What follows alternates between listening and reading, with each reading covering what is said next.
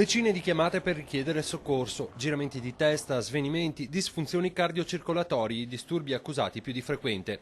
Una vera e propria ondata di malori a partire dalla mattinata, quella che si è verificata nel Trevigiano, con il brusco innalzamento delle temperature dovuto ad Ade, l'anticiclone africano che ha raggiunto il nord-est, e la colonnina, quasi costantemente sopra i 30 gradi. Ad essere maggiormente colpiti sono le fasce più deboli, in primis gli anziani. Il colpo di calore è dovuto proprio al passaggio rapido da un ambiente ad una temperatura fresca, molto fresca o addirittura con l'effetto dell'aria condizionata fredda, ad un ambiente molto caldo, per cui come può essere l'interno dell'abitacolo di una macchina, per cui l'organismo non ha il tempo di adattarsi alla temperatura. Attenzione dunque agli sbalzi improvvisi. L'ondata di caldo, dopo una primavera in cui a farla da padrone è stata la pioggia, durerà fino al weekend, quando è previsto un nuovo abbassamento delle temperature. Utile comunque tenere bene a mente alcuni consigli per evitare di andare incontro a brutte esperienze. Bere acqua, anche se non si sente lo stimolo della sete, soprattutto per gli anziani.